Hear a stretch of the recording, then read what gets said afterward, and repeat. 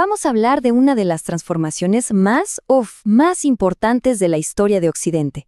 Cómo cayó la República Romana y cómo nació el Imperio. Y ojo, que esto no fue algo que pasó de un día para otro, ¿eh? Fue un proceso larguísimo, forjado, literalmente, en un siglo de fuego y sangre.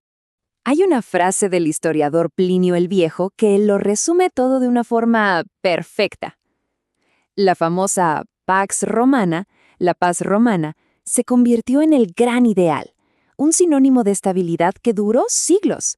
Pensemos que fue un periodo pero tan tranquilo, que Occidente no había visto nada ni remotamente parecido. Pero claro, aquí viene la gran pregunta, ¿no? ¿Cómo es posible que de las cenizas de una república que se estaba básicamente autodestruyendo, surgiera un imperio tan poderoso como para imponer una paz así, una paz tan duradera en un territorio gigantesco? Bueno, esa es justo la historia que vamos a desentrañar. Ok, pero para entender la paz, primero tenemos que entender el caos que había antes, la magnitud del problema. Porque la República en sus últimos años no estaba pasando por una simple crisis, no, estaba de verdad en un estado de colapso casi permanente. A ver, miremos esta línea de tiempo. Esto no es solo una lista de fechas y guerras, ¿eh? Es la crónica de casi 100 años. 100 años de luchas internas, de romanos matando a romanos. ¿Y todo por qué? Porque era la consecuencia directa de un sistema político que al final premiaba la ambición de unos pocos por encima de la estabilidad de todos. Roma literalmente se estaba desangrando por culpa de sus propios líderes. Y si buscamos la raíz de todo este desastre, la encontramos en una crisis institucional profundísima. A ver, pensemos en esto. El sistema político de Roma, con sus asambleas, sus cónsules, todo eso se diseñó para gobernar una ciudad-estado. El problema, que Roma ya no era una ciudad, era un imperio que iba de Hispania a Siria. Esas instituciones tan frágiles simplemente no daban abasto. Se quedaron pequeñas, totalmente obsoletas para administrar esa nueva realidad. Y para que nos demos una idea de la escala de la que hablamos, aquí va un dato que es brutal. En el censo del año 28 a.C., se contaron más de 4 millones de ciudadanos romanos.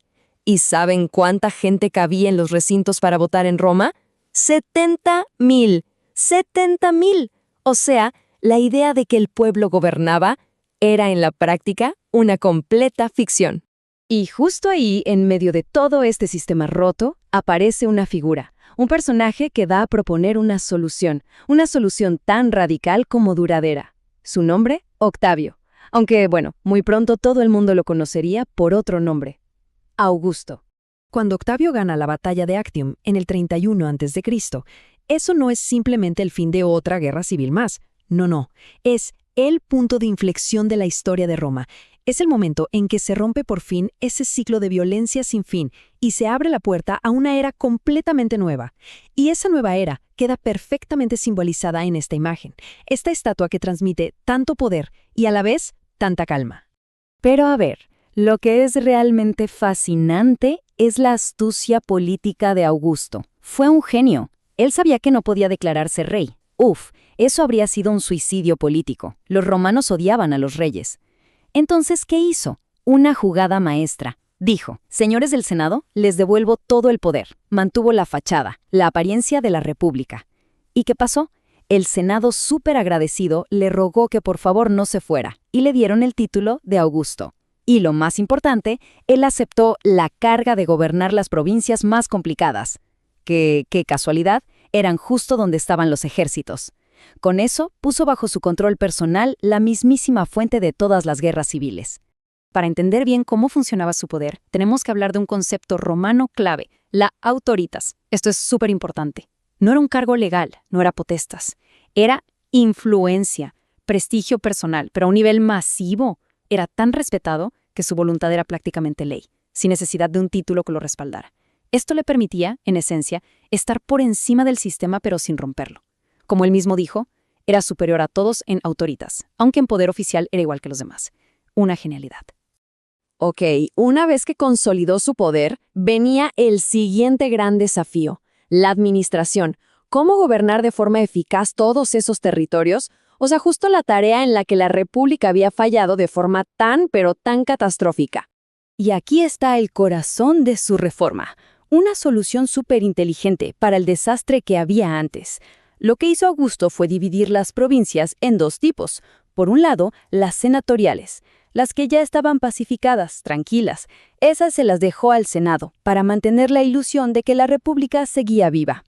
Pero, por otro lado, estaban las provincias imperiales, las de la frontera, las más conflictivas y, sobre todo, donde estaban los ejércitos. Esas quedaron bajo su control directo. Básicamente, se aseguró de controlar cualquier lugar que pudiera causar problemas militares. Y esto nos lleva directamente al pilar central de todo el sistema, la verdadera base de su poder y de la paz que consiguió, el ejército. Lo que hizo Augusto con el ejército fue una transformación total. Lo convirtió en la solución definitiva al gran problema de la República. ¿Cómo? Muy simple. A partir de ahora, los soldados juraban lealtad directamente a él, no al Estado. Los generales de alto rango eran hombres de su confianza, no posibles rivales buscando poder. Todas las victorias militares, oficialmente, se lograban bajo sus auspicios, o sea, eran suyas. Y el premio gordo, el gran desfile del triunfo en Roma, quedó reservado solo para el emperador. Se acabó. Con esto cortó de raíz el problema de los generales ambiciosos que usaban a sus legiones para tomar el poder. El ejército dejó de ser una amenaza y se convirtió en su pilar. Bueno, ya vimos cómo se organizó el poder. Pero, ¿qué significó todo esto para la gente común? Para los millones de personas que vivían en las provincias, desde, no sé, la lejana Britania hasta el rico Egipto. Pues significó el inicio de algo totalmente nuevo, un proceso que conocemos como romanización. Miren, donde antes solo había explotación por parte de gobernadores corruptos y guerras civiles constantes, la paz de Augusto permitió por primera vez que la gente de las provincias se integrara de verdad, que se sintieran parte de algo más grande, de un marco común romano. Y estas son, ni más ni menos, que las bases de lo que hoy llamamos civilización occidental.